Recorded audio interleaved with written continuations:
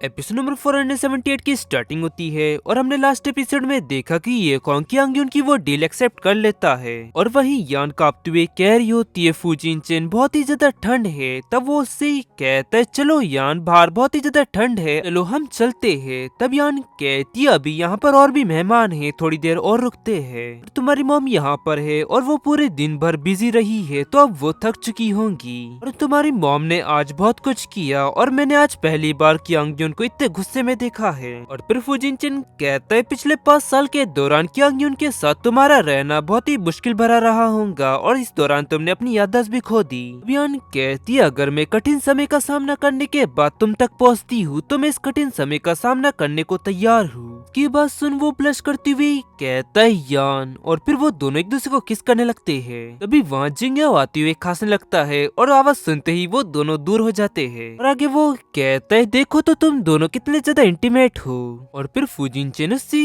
कहता है वैसे तुम कहाँ जा रहे हो और क्या आज रात तुम युआन के साथ सोना नहीं चाहते। वो कहता है हाँ मैं युआन के साथ सोना तो चाहता हूँ लेकिन मिंग जियाओ का मुझे कॉल आया था और उसने मुझे अर्जेंट बुलाया है कुछ बात करने के लिए। फुजिनचेन कहता है तो फिर ठीक है तुम इसे ले लो। तब वो कहता है तुम्हारा शुक्रिया मुझे कार की चाबी देने के लिए। वो कहता है मेरी तरफ से ये कार्ड तुमको गिफ्ट। तब वो कहता है तुम्हारा बहुत बहुत शुक्रिया फुजिनचेन। वहीं युआनो से देख मन में कहने लगता है सच में वो कितना बड़ा चापलूस है। फिर फुजिनचेन कहता है तुम अभी भी यहाँ पर क्यों खड़े हुए हो। और फिर जिंगयाओ युआन को उठाते हुए कहता है तो फिर ठीक है हम लोग यहाँ से जा रहे हैं और हम तुम दोनों को अकेला छोड़ते हैं। और युआन चिल्लाते हुए कहता है तुम मुझे जाने दो और तुम सिर्फ एक कार के लिए उनकी बातें कैसे सुन सकते हो। और फिर वो दोनों वहाँ से चले जाते हैं और वहीं यान ये सब देख मन ही मन हंसने लगती है। और फुजिनचेन कहता है यान क्या अब हमें हमारे रूम में वापस जाकर इसे कंटिन्यू रखना चाहिए। वो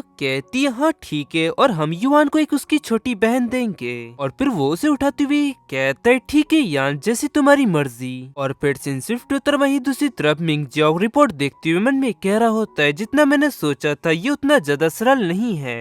और फिर सिन स्विफ्ट उतर में नेक्स्ट डे की मॉर्निंग दिखाई जाती है जहाँ यान आती हुई कहती है युआन कहाँ है और यहाँ तक कि तुम्हारे मॉम डैड भी यहाँ नहीं दिख रहे। फुजिनचेन कहते है यान तुम इतनी जल्दी क्यों उठ जाती हो। और दरअसल बात ये है कि मॉम युआन के लिए एक गिफ्ट खरीदना चाहती थी और इसीलिए सुबह जल्दी जल्दी वो डैड और युआन को लेकर बाहर चली गई। और अब यान तुम बैठकर नाश्ता करो। और यान नाश्ता देख खुश होती हुई कहती है वाह ये नाश्ता दिखने में तो बहुत ही बढ़िया लग रहा है। और फिर फुजिनचेन उसे माथे पर किस करती हुई कहते ठीक है यान तुम यहाँ बैठकर नाश्ता करो और मैं ऊपर जाकर बोर्ड डायरेक्टर्स के साथ एक मीटिंग करके आता हूँ। तब वो कहती है हाँ ठीक है और ये कहकर वो ऊपर जाने लगता है। तभी उसका फोन रिंग होता है और फिर वो कॉल उठाता है और सामने से विंगर कहता है बॉस जल्दी से न्यूज चेक करे। और फिर फुजिनचेन न्यूज चेक करता है और न्यूज छपी होती है ये कॉन्ग और यान की शादी के बारे में। और आगे विंगर कहता है बॉस किसी ने मिस यान और ये कॉन्ग की नकली शादी की फोटो बनाई। तब फुजिनचेन कहता है तुम इस न्यूज को हटवा दो और ध्यान रहे कि इस बारे में यान को पता न चले। और फिर वहाँ यान आती हुई कहती है फुजिनचेन तुम किससे कॉल पर बात कर रहे हो। और फुजिनचेन कहता है ठीक है मैं जल्द से जल्द ये फाइल कंप्लीट करता हूँ। और फिर कॉल कट हो जाता है और यान कहती है तुम बहुत ही ज्यादा बिजी हो फुजिनचेन, अभी तुमको एक मीटिंग में भी शामिल होना है और तुमको फाइल भी पढ़ना है। तब वो कहता है हाँ यान वो कुछ जरूरी फाइलें है और यान ये सब खत्म हो जाने के बाद मैं तुम्हें येन ग्रुप ले जाऊंगा। ये सुन वो खुश होती हुई कहती है क्या सच में, बहुत ही बढ़िया फुजिनचेन, अब चलो जल्दी से जाकर अपने काम पर लग जाओ। तब फुजिनचेन कहता है लेकिन मुझे इस बात की चिंता है कि मैं काम कर कर बहुत ही ज्यादा थक जाऊंगा। तब वो कहती है मैं ये जानती हूँ फुजिनचेन कि ये तुम्हारे लिए बाएं हाथ का खेल है और चलो मिस्टर फुजिनचेन काम पर लग जाओ। वो कहता है हाँ ठीक है और फिर वो मन में कहने लगता है यान मैं उनके लिए जा रहा हूँ जिन लोगों ने तुमको परेशान किया है।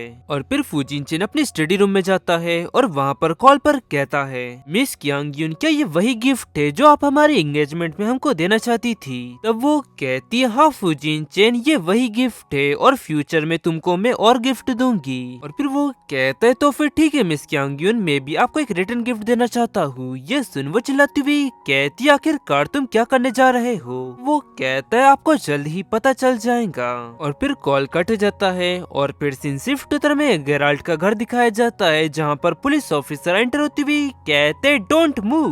तब गेराल्ट हाथ ऊपर करती हुई कहता है शांत हो जाइए ऑफिसर, मैं एक अच्छा व्यक्ति हूँ। फिर ऑफिसर चिल्लाती हुई कहता है अरे नहीं, उसने सारी फाइल्स डिलीट कर दी। और वहीं गेराल्ट खुश होती हुई मन में कहने लगता है शुक्र है कि मिस क्यांग्युन ने मुझे इसकी जानकारी पहले ही दे दी थी, और अब ऐसा लगता है कि फूजिन चेन की पुलिस के द्वारा मुझे गिरफ्तार करने की ये प्लानिंग खराब हो गई। और तभी उसके कंप्यूटर पर एक पॉपअप होता है, डाटा सारा रिकवर हो जाता है और ये देख वो चौंकती हुई कहता है क्या, लेकिन ऐसा कैसे हुआ।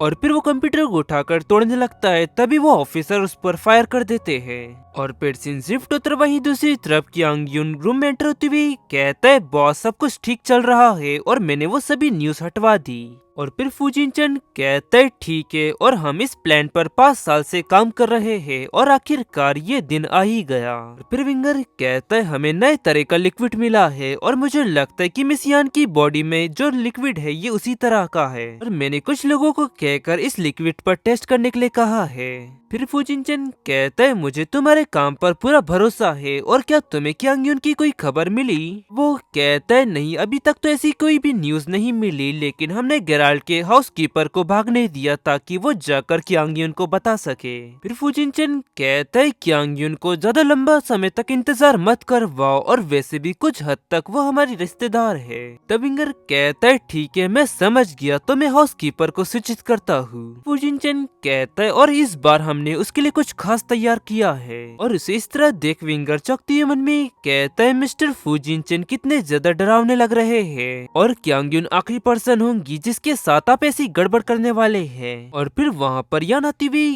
कहती है फूजिन चेन मैं तैयार हूँ, और अब पहले ही 11 बज चुके हैं और हम यैन ग्रुप कब जाने वाले हैं। विंगर तुम भी यहाँ हो क्या, तुम अभी भी बिजी हो। फूजिन चेन उससे कहता है बस मुझे एक फाइल विंगर को देना था, तो वो इसीलिए यहाँ पर आया है और वो फाइल लेकर जल्दी ही यहाँ से चला जाएगा। मैं सही कह रहा हूँ ना विंगर। तब वो कहता है हाँ। और फिर फूजिन चेन यान को वहाँ से ले जाती हुई कहता है चलो यान मैं तुमको यैन ग्रुप ले चलता हूँ। यान हैरानी सी कहती है कहीं मेरी वजह से तुम्हारा काम लेट तो नहीं होगा ना। तब वो कहता है अभी मेरे लिए सबसे इम्पोर्टेंट ये है कि मैं तुमको कंपनी ले जाऊँ। और फिर विंगर कहता है आप जाइए, मैं ये काम देख लूंगा। यान कहती है आपका बहुत बहुत शुक्रिया मिस्टर विंगर, और मैं फूजिन चेन को तुम्हारी पेमेंट बढ़ाने के लिए कहूंगी। ये सुन विंगर खुश होती हुई कहता आपका बहुत बहुत शुक्रिया मिस यान। और फिर सीन शिफ्ट उत्तर वही दूसरी तरफ होटल रूम में ज्वेल कह रही होती है अब सोशल मीडिया पर वो खबर नहीं दिख रही, और क्यांग्युन कहती आखिरकार गेराल्ड मेरे कॉल का जवाब क्यों नहीं दे रहा। और फूजिन चेन ने बहुत ही कम समय में ये न्यूज हटवा दी, और क्या हमें कुछ लोगों को कहकर और पोस्ट करवानी चाहिए, मेरे पास अभी भी बहुत सारे टॉपिक्स है और पैसा भी।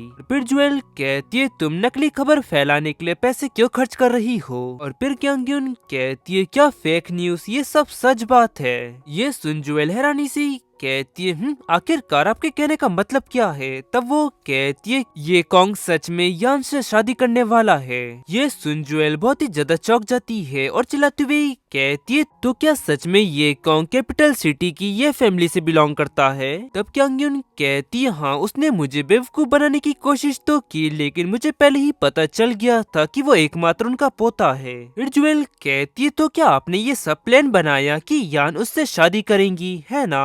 वो कहती है हाँ बिल्कुल, और इसमें प्रॉब्लम क्या है। फिर ज्वेल कहती है तो फिर आपने मुझे क्यों नहीं चुना, मैं भी तो इसी परिवार की लड़की हूँ ना, और मैं भी उससे शादी कर सकती थी। तब क्यांग्युन कहती है क्या मैंने तुमको एक मौका दिया था, याद है तुम्हें, और वैसे भी ये कॉन्ग यान को पसंद करता है ना कि तुम्हें। कि ये बातें सुन वो गुस्से से मन में कहने लगती है यान आखिरकार तुम सब कुछ मुझसे कैसे छीन सकती हो, तुम पहले तो सॉन्ग परिवार की उत्तराधिकारी बनी और फिर तुम ये कॉन्ग से शादी करने वाली हो और उसके पास सब कुछ है जो मैं चाहती थी। और फिर वो चिल्लाती हुई कहती है ये बिल्कुल भी सही नहीं है और रोती है, वहाँ से चली जाती है। और क्यांग्युन कहती है जाओ जुएल, तुमको इस बात का जल्दी ही एहसास हो जाएगा कि मेरे अलावा तुम्हें कोई नहीं ले जाएगा। और फिर सीन शिफ्ट होता वहीं दूसरी तरफ वो दोनों कंपनी पहुंच जाते हैं और यान हैरानी से कहती है इन 5 सालों में कुछ भी नहीं बदला फुजिन चैन। फिर वो कहता है ये पूरी बिल्डिंग येन ग्रुप की है और पूरे येन ग्रुप का मैनेजमेंट जियाओ जियाओ के अंडर आता है।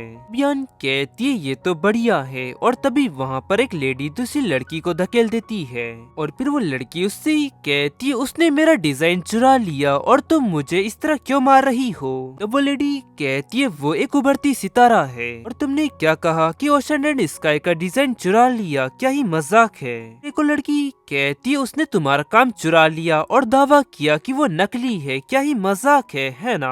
और वहीं यानुन की ये सब बातें सुन हैरानी से मन में कहने लगती है क्या ओशन एंड स्काई। और वहीं वो लड़की चिल्लाती हुई कहती है वो ड्राफ्ट मेरा है, तुम उस पर साफ मेरी साइन देख सकती हो और वो मुझे वापस दे दो। फिर दूसरी लड़की उसके हाथ से वो ड्राफ्ट छीनती हुई कहती है बस बहुत हो गया, हमने सुसान का फाइनल वर्जन मिस्टर ली के पास सबमिट कर दिया है और हम 2 दिन में उसका नमूना देखने वाले हैं और तुम्हारे ये ड्राफ्ट कुछ भी साबित नहीं करता है, तुम बस एक कॉपी कैट हो। और फिर वो लड़की कहती है सच में वो डिजाइन मेरा है। फिर वो दूसरी लड़की उसे लात मारती हुई कहती है मिस्टर ली ने पहले ही तुम्हें नौकरी से निकाल दिया है और हमारा डिपार्टमेंट किसी भी कॉपी कैट के लिए नहीं है। और वहीं वो लड़की कह रही होती है मैं कोई कॉपी कैट नहीं हूँ और मुझे मिस जियाओ जियाओ से मिलना है, उसने मुझे हायर किया है। और फिर वो लड़की आगे कहती है तुम यहाँ से दफा हो जाओ और वो तो शुक्र मनाओ कि हम पुलिस को नहीं बुला रहे हैं, अगर यहाँ पर पुलिस होती तो पक्का वो तुम्हें जेल में डाल देती।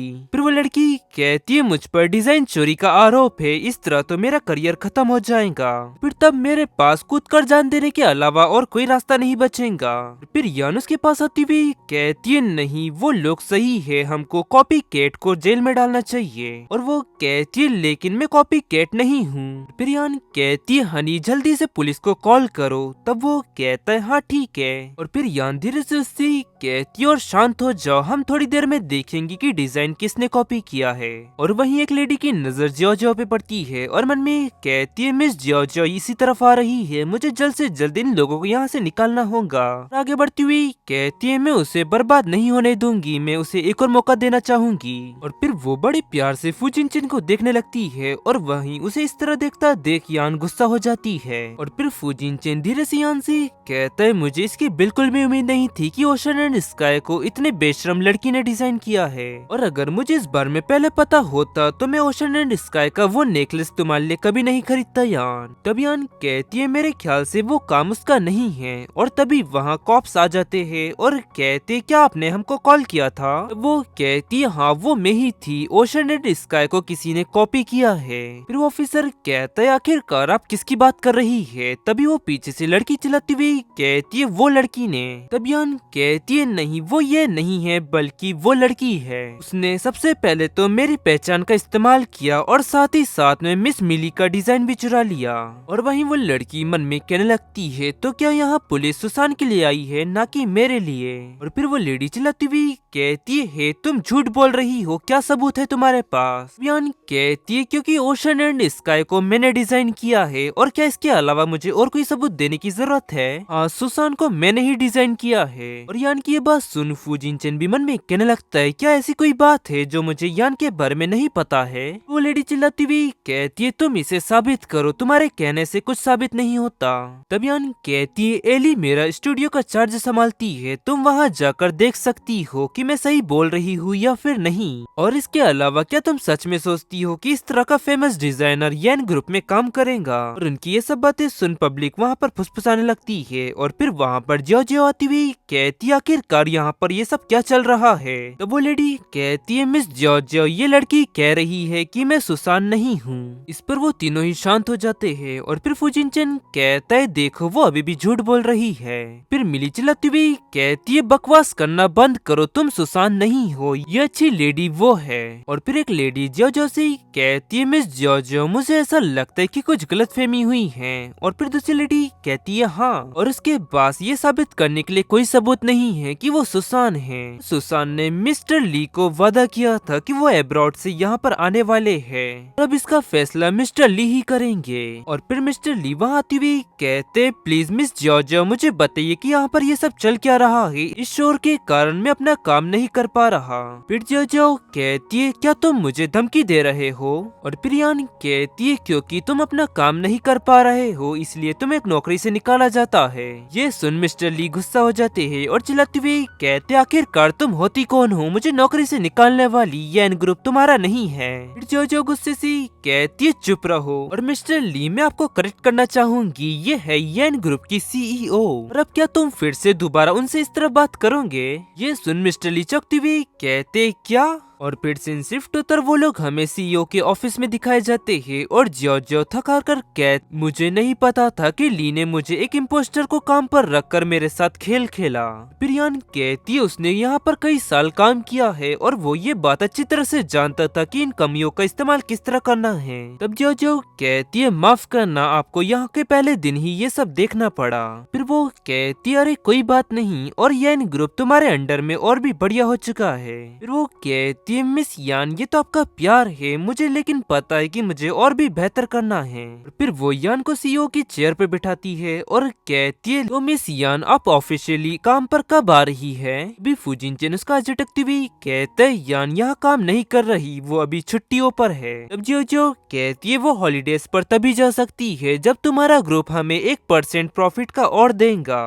वो कहता है, हाँ ठीक है। और यान कहती है, मैं अभी भी यहीं पर हूँ। फिर जो उसे वहाँ से ले जाती हुई कहती है, मिस यान मैं आपको चारों तरफ का यहाँ का एरिया दिखाती हूँ और फिर आप अपने पति के साथ छुट्टियों पर जा सकती है। यान कहती है, ईमानदारी से कहूँ तो तुम मुझसे ज्यादा पैसों से प्यार करती हो, है ना? और वहीं वो खुश होती हुई कहती है, मेरा 1% और बढ़ जाएगा और मैं तुम्हारे पति को पैसे देने के लिए कुछ समय देना चाहती हूँ। और फिर शिफ्ट उत्तर में रात का समय दिखाया जाता है जहाँ पर जॉर्जिया यान से कह रही होती है, यान चलो आखिरकार तुम्हें पूरे कंपनी घुमाने का ये टूर खत्म हुआ। यान कहती है, जिंगयाओ ने सभी को रात के खाने पर इनवाइट किया है तो चलो हमारे साथ कार में चलो। और फिर जॉर्जिया कहती है, मैं तुम दोनों को परेशान नहीं करती हूँ, मैं अपनी कार में आती हूँ। तब यान हैरानी से कहती है, जॉर्जिया तुम्हारे पास अपनी कार भी है? तब वो कहती है, हाँ, और बस एक ड्राइवर की कमी है, मुझे एक ड्राइवर चाहिए जो कि लंबा हो। वो लोग आपस में बातें कर ही रहे होते हैं तभी अचानक वहाँ उनके पास एक तेजी से कार आती है। तभी फुजिनचेन यान को अपने पास खींचते हुए कहते हैं, ध्यान से। और फिर जॉर्जिया चिल्लाती हुई कहती, आखिरकार उस कार को कौन चला रहा है और क्या वो कोई पागल है? फिर कार के अंदर से वही वो लेडी उतरती है और कहती है, तुमने मेरा सारा काम खराब कर दिया और अब मैं तुम्हें इतनी आसानी से छोड़ूंगी नहीं, और जाओ तुम लोग जाकर उनको सबक सिखाओ। तब वो कहते, ठीक है मैम। ये सब देख जॉर्जिया चौंकती हुई कहती है, क्या? और फुजिनचेन जाकर उन दोनों को पीटने लगता है और फिर वो उस लेडी से कहता है, तुम्हारी इतनी हिम्मत? और वो लेडी उसे इस तरह देख कांपते हुए कहने लगती है, तुम आखिरकार चाहते क्या हो? और मैं तुमको वार्निंग देती हूँ, मैं ली परिवार की मिस ली हूँ और तुम मेरे साथ कुछ भी गड़बड़ करने की हिम्मत मत करना। और फिर यान कहती है, 1 मिनट रुको फुजिनचेन, ली फैमिली तो क्या तुम्हारा ली सीसी से कुछ लेना देना है क्या? फिर वो कहती है, क्यों, क्या हुआ? क्या ये जानकर तुम डर रही हो? मैं ली परिवार की सेकंड मिस हूँ। फिर जॉर्जिया धीरे से कहती है, यान उसकी लग्जरी कार देखो, और क्या वो सच में ली परिवार से हो सकती है? फिर यान किसी को कॉल करती हुई कहती, अभी हमें इस बारे में पता चल जाएगा, और मैंने पहले कभी नहीं सुना कि ली परिवार की 2 मिस है। फिर ली शिशी यान का कॉल उठाती है और गुस्से में कहती है, हेलो, तुमने मुझे कॉल क्यों किया और क्या तुम जानती हो कि इस वक्त मैं एक हैंडसम व्यक्ति के साथ हूँ? और फिर यान उससे कहती है, मिस ली शिशी, मुझे बस आपसे एक सवाल पूछना है कि ली परिवार में क्या आपके अलावा और कोई भी बेटी है? ये सुन ली शिशी कहती है, तुम ये किस तरह की बकवास कर रही हो? ली परिवार की एकमात्र मैं लौती बेटी हूँ, और आखिरकार ये दूसरी बेटी कहाँ से आई? 1 मिनट रुको, तो कैसा हो सकता है कि मेरे डैड हमको धोखा दे रहे हैं? और आखिरकार तुमने किसे देखा और इस वक्त तुम कहाँ पर हो? मैं अभी वहाँ पर आ रही हूँ। रियान कहती है, यहाँ पर कोई है जो कि तुम्हारी बहन होने का दावा कर रही है और उसका नाम है ली वुन। और वो लेडी उससे कहती है, आखिरकार तुम फोन पर किससे बात कर रही हो? और सामने से ली शिशी कहती है, तुम वहीं पर मेरा इंतजार करो, मैं आ रही हूँ। फिर यानुसी कहती है मेरी दोस्त यहाँ पर आ रही है, मुझे उम्मीद है कि तुम यहाँ थोड़ा इंतजार कर सकती हो। फिर वो कहती है तुम्हारी वो दोस्त कौन है? वो कहती है वो ली परिवार की ली शिशी है। यान की ये बात सुनते ही वो लड़की घबरा जाती है और जाती हुई कहती है मुझे अचानक कुछ काम याद आ गया है और अब ये सब तुम बातें भूल जाओ, मैं जा रही हूँ। फिर तभी फुजिन उसे रोकती हुई कहता है इतनी भी जल्दी क्या है, तुम थोड़ा इंतजार करो, उसके आने के बाद तुम जा सकती हो। फिर वो कहती है तुम इस तरह मेरी फ्रीडम मुझसे नहीं छीन सकते। फिर यान कहती है मिस ली वो तुम थी जिसने दूसरे की लाइफ को खतरे में डाला और इसके लिए मैं पुलिस को बुलाती हूँ तो वो इसके लिए तुमको 24 घंटे के लिए जेल में डाल सकती है। फिर वो चिल्लाती हुई कहती है आखिरकार मैंने तुम्हारा क्या बिगाड़ा है जो तुम इस तरह मुझ पर बरस रही हो? यान कहती है पहले तो वो तुम ही थी जिसने मुझे उकसाया और अब तुम सारा दोष मुझ पर डालने की कोशिश कर रही हो। और यान ये सब उससे कह ही रही होती है तभी अचानक वहाँ पर एक कार आ जाती है और उसमें से ली शिशी बाहर निकलती हुई कहती है मैं आ गई। आखिरकार वो कौन है जिसने कहा कि वो ली परिवार की दूसरी लड़की है? और यान उसे वहाँ देख मन में कहने लगती है वो लड़की कितनी जल्दी यहाँ पर आ गई, क्या वो पूरे समय हमारा पीछा कर रही थी? फिर ली शिशी कहती है मुझे लगा कि कोई और है जबकि ये तुम निकली। यानी रानी से उससे कहती है तो क्या वो सच में तुम्हारी बहन है क्या? तब वो उससे कहती है उसकी मॉम का मेरे डैड के साथ अफेयर था और 3 साल पहले ने अपने हस्बैंड को डिवोर्स दे दिया, उसे कहीं नहीं जाना था और इसीलिए मेरे डैड ने उसको वो घर दे दिया। इसीलिए अब वो महिला सभी को ये कहकर डराती है कि वो ली परिवार की दूसरी महिला है और बेशरम मेरे डैड ने पहले ही तुम्हारे परिवार के साथ रिश्ता तोड़ दिया है। और प्रियान कहती है तुम मुझे अब बताओ कि अब क्या होगा जब अंकल ली को इस बारे में पता चलेगा कि बाहर साइड वो ली परिवार की दूसरी मिस होने का नाटक कर रही है। फिर वो लड़की कहती है मैं दोबारा हिम्मत नहीं करूंगी। और फिर जो जो कहती है ना केवल उसने ली परिवार की दूसरी मिस होने का नाटक किया बल्कि ओशन एंड स्काई के डिजाइन सुसान होने का नाटक भी किया। और वहीं ली शिशी उससे कहती है तुम सच में बहुत ही मोटी चमड़ी की हो और वो घर और ये कार मेरे नाम के अंडर में है, इसलिए ये दोनों चीज मैं तुमसे छीन रही हूँ। ये सुन वो चौंकती हुई कहती है क्या सब कुछ खत्म हो गया? फिर पुलिस ऑफिसर उस लड़की को वहाँ से ले जाने लगते हैं और वहीं यान ली शिशी से कहती है आखिरकार हमें उससे छुटकारा मिला। और ली शिशी तुम्हारी इतनी कड़ी मेहनत के लिए तुम्हारा शुक्रिया, और क्या तुम हमारे साथ खाना खाना चाहोगी? अब वो ब्लश करती हुई कहती है नहीं मैं तुम्हारे साथ खाना नहीं खा पाऊंगी क्योंकि आज रात मेरे फेवरेट स्टार का ड्रामा रिलीज होने वाला है, इसीलिए मुझे जल्दी से वापस जाकर उसे देखना होगा।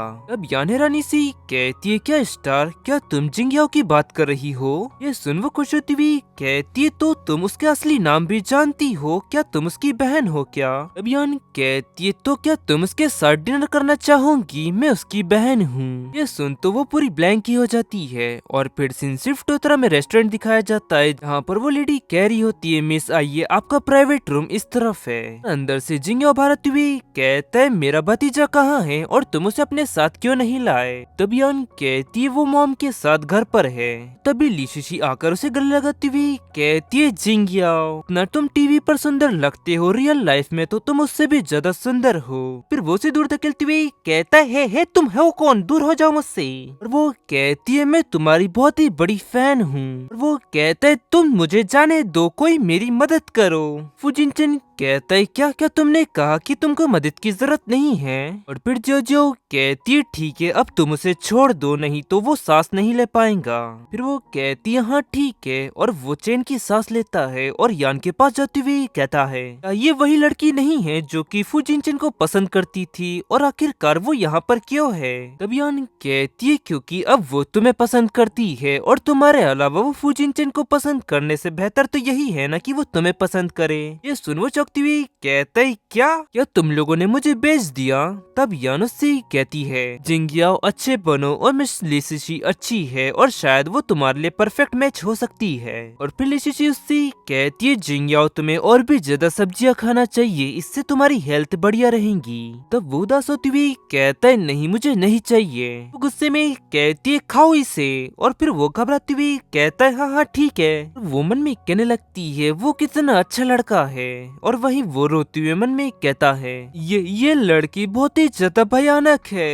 और फिर सीन शिफ्ट में कुछ समय बाद का समय दिखाया जाता है जहां वो सभी लोग रेस्टोरेंट के गार्डन एरिया में दिखाए जाते हैं और यान फुजिनचेन से कैरी होती है। इसमें कोई शक की बात नहीं है कि हाल ही में ये रेस्टोरेंट की लिस्ट में टॉप पर आया है क्योंकि इसका खाना बहुत ही ज्यादा स्वादिष्ट है। और फुजिनचेन कहते हैं यान अगर तुम्हें यहाँ का खाना पसंद आया तो अगली बार हम फिर से यहीं पर खाना खाने आएंगे। अगली बार हम इन तीनों को यहाँ पर अपने साथ नहीं लाएंगे। वो कहती है हाँ ठीक है, तो फिर ये तय रहा। और वहीं ली शिशी जिंगयाओ से कहती है क्या हुआ जिंगयाओ, क्या तुम अभी भी ये कॉन्ग के बारे में सोच रहे हो? वो हैरानी से कहता है आखिरकार तुमने मेरा हाथ अभी भी क्यों पकड़ के रखा हुआ है, छोड़ो। और फिर वो कहती है बाकी सभी दूसरे कपल बहुत ही ज्यादा हैप्पी है और मैं अकेली हूँ और ये अच्छा नहीं है। वहीं यान और फुजिनचेन के सामने से ये कॉन्ग आती हुई कहता है यान। वो हैरानी से कहती ये कॉन्ग तुम यहाँ पर क्या कर रहे हो? वहीं ली शिशी उन दोनों को पकड़कर वहाँ से ले जाती हुई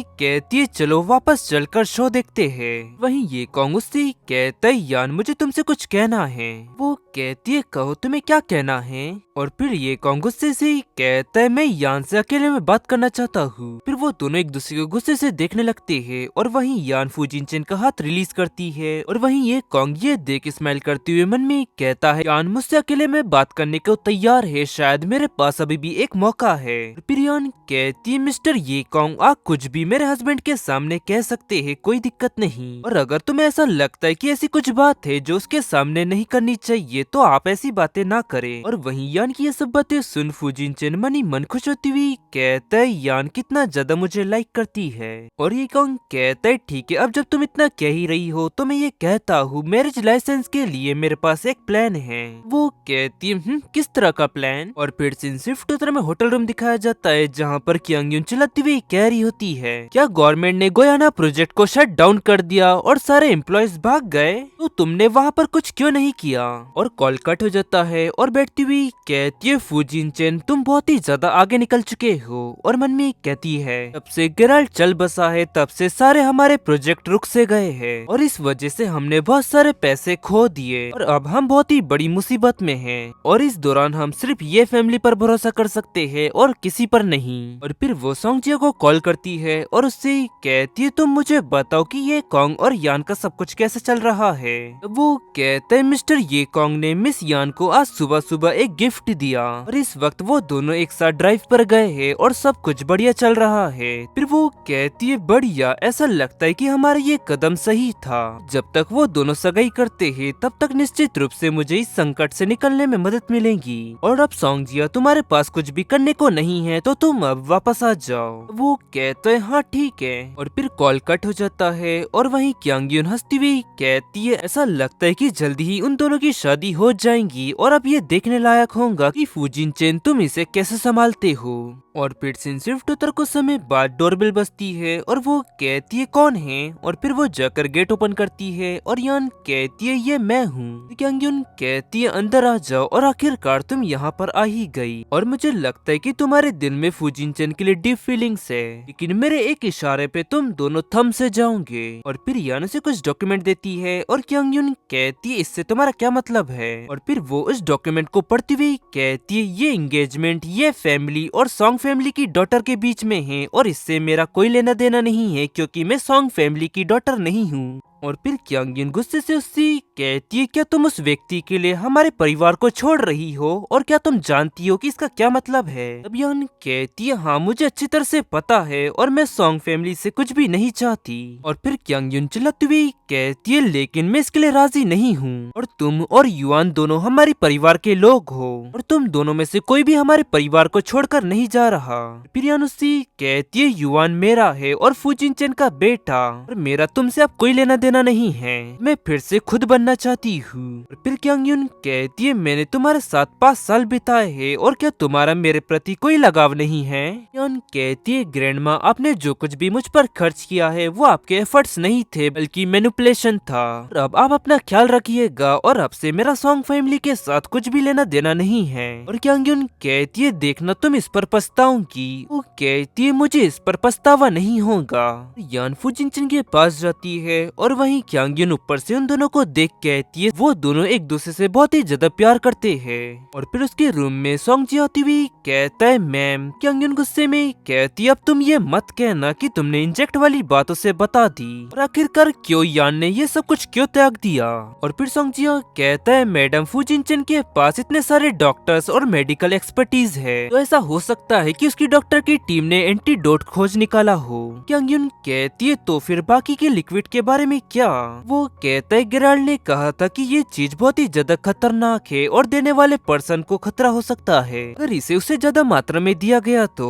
क्यांग चिल्लाती हुई कहती है मुझे इस बात की कोई परवाह नहीं है, वो हमारे परिवार को छोड़कर जा रही है। सॉन्ग जिया तुम ऐसा करते हो तो मैं तुम्हें और तुम्हारे परिवार को मुक्त कर दूंगी, लेकिन अगर वहीं तुम ऐसा नहीं करते हो तो तुम्हारे परिवार की जान खतरे में हो सकती है, अब ये सब तुम पर निर्भर करता है। तब वो कहता है ठीक है मैम। और क्यांग गुस्से में कहती है पूरी दुनिया में कोई भी ऐसा नहीं है जो कि मेरी इच्छा के खिलाफ जा सके। हाँ सॉन्ग जिया जितना जल्दी हो सके युआन को फूजिनचेन के घर से बाहर निकालो। तब वो कहता है हाँ ठीक है मैम। और फिर सीन शिफ्ट उत्तर में नेक्स्ट डे की मॉर्निंग दिखाई जाती है, जहाँ सुबह सुबह फूजिनचेन के घर पर एक डिलीवरी बॉय आता है और यान को वो फ्लावर बुके देती हुई कहता है मिस यान ये फ्लावर्स मिस्टर फूजिनचेन ने आपके लिए भेजे हैं। और कहती है वाओ फूजिनचेन सरप्राइज देने में बहुत ही बढ़िया है। फिर वो उन फूलों की स्मेल करती हुई कहती है इसकी स्मेल कितनी बढ़िया है ना, और तभी वो बेहोश होकर नीचे गिर जाती है। और ये देख युआन चिल्लाती हुई कहता है मॉम। डिलीवरी बॉय युआन को उठाकर वहाँ से ले जाने लगता है और वहीं युआन रोती हुई कह रहा होता है जाने दो मुझे। और गाइस इसी के साथ ये एपिसोड यहाँ एंड होता है। जाने से पहले यहाँ से वीडियो को लाइक और कमेंट करके जाना। तो चलिए मिलता आपको जल्दी एक और ऐसे बड़े वीडियो के साथ, तब तक ले सायोनारा।